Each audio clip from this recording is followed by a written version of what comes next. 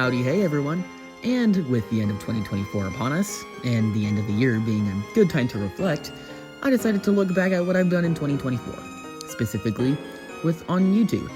And looking back, I've made quite a lot of Fakemon, 53 to be precise, not including variants or redesigns.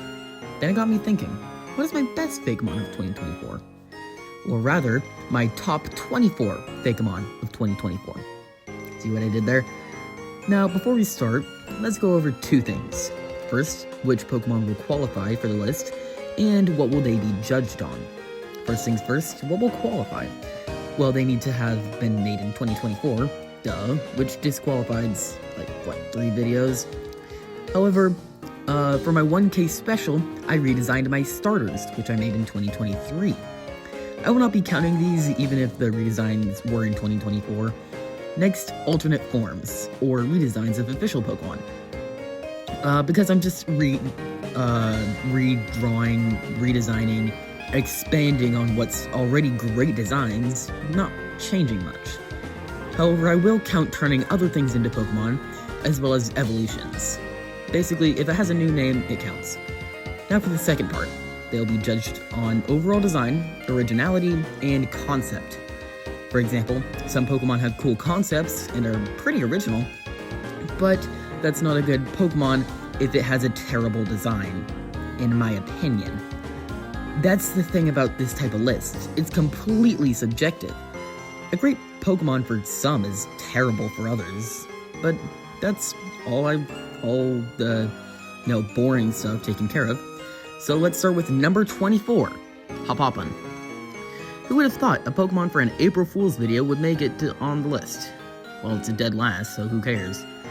Hopopon was meant to be an embodiment of Easter, being both the Easter Bunny and an Easter egg. However, even though it's cute, it's bland and unoriginal, and doesn't have anything unique at all, landing it at the bottom. Number 23, Floundini. Based on the fairy tale, The Fisherman and His Wife, Floundini is the evolved form of my take on the quote-unquote common fish trope, combining wish-granting flounder with a genie, with wispy fins and blunt expression. Cool concept, but it's so boring. Number 22, Clocked Owl. Now, don't get me wrong, I actually think Clocked Owl is a banger design, but the problem is it's essentially just a beefier, bigger Noctowl, knocking down almost all originality and concept points. But if it was based on design alone, it would have been much higher. Number 21, Glotobble. Based on the Chomper from Plants vs. Zombies, the design is alright, but looking like the most stereotypical RPG monster isn't winning at any originality points. However, having him blind is kind of cool, but that's kind of ripped off from the original Chomper, so can't take too much credit from that. Oh my gosh, I can't English today, sorry. Number 20, Pebblov. I think Pebblov actually has a pretty cool concept, being based on a crystal heart. However, the rendering is a bit outdated, and it could go for a redesign. Number 19, Denzua. Now, like we saw with Hopopon, being cute isn't enough to get you very far. But unlike Hopopon, Denzua actually has a pretty cool concept, being a bat mixed with the rice telephone. But it doesn't read as a psychic type very well, more of a flying type. Number 18, Musquid. Well, it's another PvZ Pokemon. This one is much better, however, almost all of it is just the Siege Shroom, saying more about that than my design. Number 17, Slurpamper. Even though it's another evolution, it's different enough from Slurpuff to be higher. The cake dress is good, but since it's just got Slurpuff's face, and it's at the bottom half of the list. Now, everything from here out is actually pretty good, solid B tiers, starting with number 16, Grizzlo. Now, even though the redesigned starters aren't allowed, I scrapped the old Final Water stage, so this is valid. I love how fluffy he looks, and looks both dangerous and friendly, exactly what a Pokemon should. Only nitpicks are that the patterns make it a bit overdesigned and seem out of place. Number 15, Polymune. Great little grass kitty. The lavender aspects work well enough, but it doesn't really have much else, so landing it lower-ish. Number 14, Planakite. My take on a second pea-shooter Pokemon, and it works pretty well. The rendering is great, but it doesn't look too much like a pea shooter. Is that a good or a bad thing? You decide. Number 13, Orsanren. 10 out of 10 concept, being a composer angel thing, but like Pebblov, the rendering is outdated. But 13 out of 53 isn't terrible. Number 12, Myceliar. Gotta love the wasteland zombie aesthetic. However, the proportions are a bit out of whack. Number 11, Dictator. Dang, back-to-back PvZ Fakemon. Who would have thought? I love how feisty it is for the small size, as well as taking the original concept of Potato Mine and expanding it into something new. Number 10, Seed. 11 out of 10 concept, being a Sundew Tree Octopus Vampire FBI agent. Sounds like those guy tests. Is this cool? Videos. I think it's cool, but being an Ultra Beast, the uncanniness might be putting off to something. Be off-putting to some. I'm sorry. Number 9, Predators. The intimidating eye and the machete tail make it look dangerous, fitting for the Ghost Dark type, but smooth and bubbly face makes it look friendable. Very nice. Number 8, Poconos. The wood carved look is very well executed, if I do say so myself, and has a very nice implied personality, even without a mouth. Number 7, Oracat. A mystical, spacey black cat is a very interesting concept, and the head having the silhouette of a witch hat is fun. The hints of minty green is really satisfying to look at as well. Number 6, Ursun. Great execution of an abstract concept. I can't recall a Pokemon with this style of fire on it. I just wish it evolved into something better. And now we enter the top 5. Everything from here out is an easy S tier. The best of the best. Starting with number 5, Rackherd. One heck of a mischievous fella. Patterns that look like a mask, gloves, and ripped jeans blend seamlessly. 10 out of 10 on all fronts. Number 4, Frictaptor.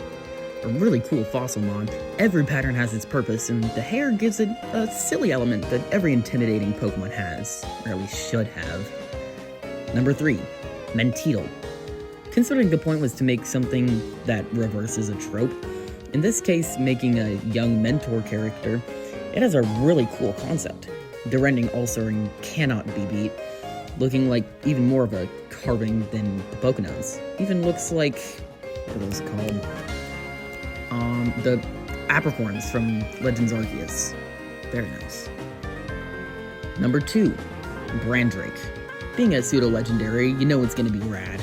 Bronze and black is an awesome color scheme, and the shine on the metal plate is peak.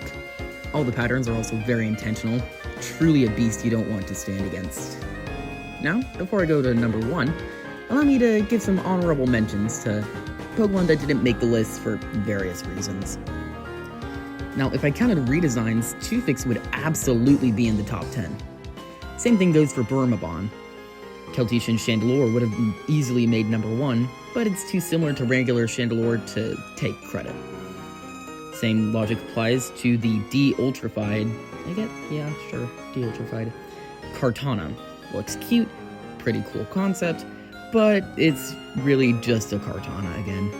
Minmud would have made the list, but it didn't, because number 1 is Droppelgangold. What is there not to love about this? Its concept is incredible. It's your classic mud monster, but it also mixes in elements of shape-shifting aliens, doppelgangers, and the Swamp Man theory.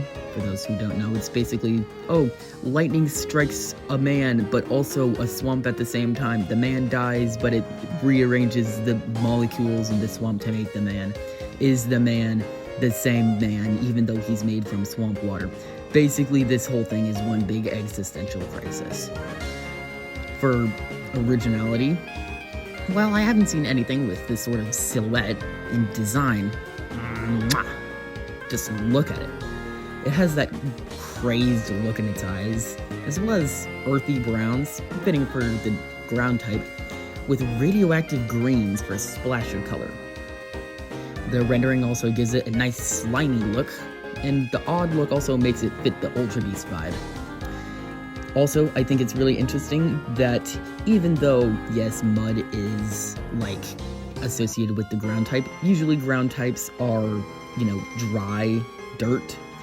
And so making a wet ground type fits the vibe of Ultra Beasts, flipping the concept of original types. Like, for example, Nihilego is a rock type, even though it's all squishy.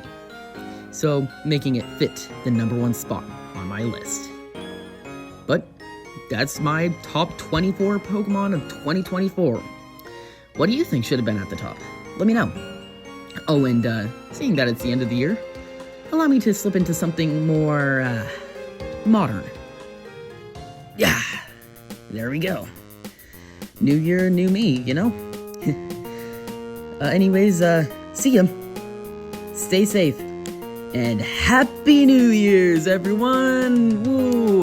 New Year! Let's go. Let's make 2025 even better. Let's go, baby. First class.